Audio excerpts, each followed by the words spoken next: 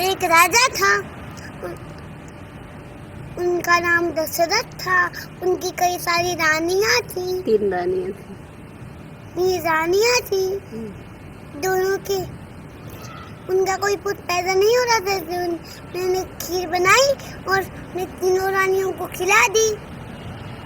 एक का एक पैदा हुआ, एक का एक पैदा हुआ, एक का 2 पैदा हुआ। क्या नाम था? राम भरत शत्रुघ्न। राम भरत शत्रुघ्न लक्ष्मण। फिर क्या हुआ? तो सेनापति ले गए राम को यमुना जो आभूषण दिया था सीता का वर्षरुवर।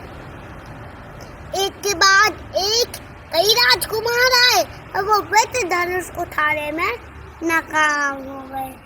तभी गुरु विश्वामित्र का आशीर्वाद लिए आए श्री राम। उठाया उन्होंने शिव धनुष, तब तक चढ़ाए और कर दिए उस धनुष के 2 भाग। फिर वो जंगल में गए।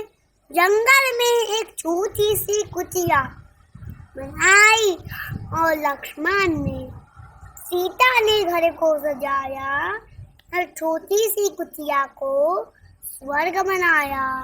एक दिन सीता को एक आवाज आई बाहर। एक बूढ़ा साधु मांग रहा था कुछ आहार। पक्षेम भिक्षाम देहि, पक्षेम भिक्षाम देहि। और जैसे ही सीता लक्ष्मण खा के बाहर आई, साधु ने अपनी असलियत दिखाई। उस साधु नहीं था, रावण था।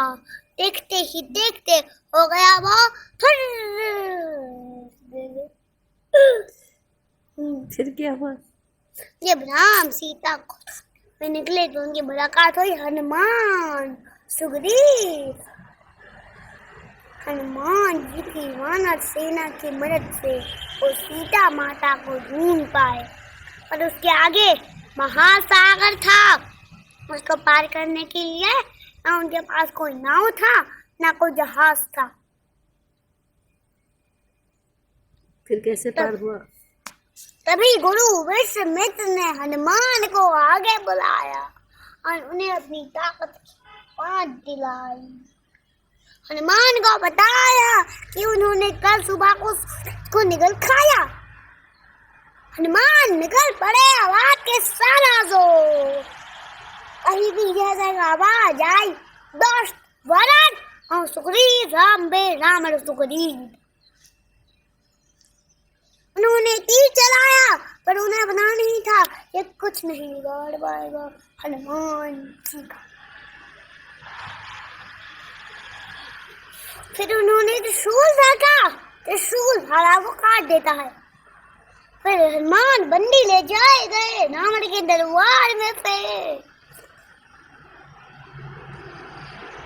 फिर आग लगा दी उनकी पूंछ में पट्टी बांध के। जय श्री राम। फिर सारी लंका जल गई? नहीं, अब बताता हूँ तो आप बस देखते जाओ।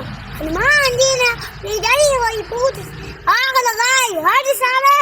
पूरी लंका में शोर मच गया। भागो भागो सब, घर जले, पेड़ जले, लंका जली, सारे राक्षस जल गए। तब तक राम वहां पहुंचे। रावण ने कहा, राम तुम्हारे पास चलाने के रथ भी नहीं है, तुम देख नहीं रहे हो क्या? रावण जैसे ही देवताओं ने दिया उभार राम को सुनहरा रथ,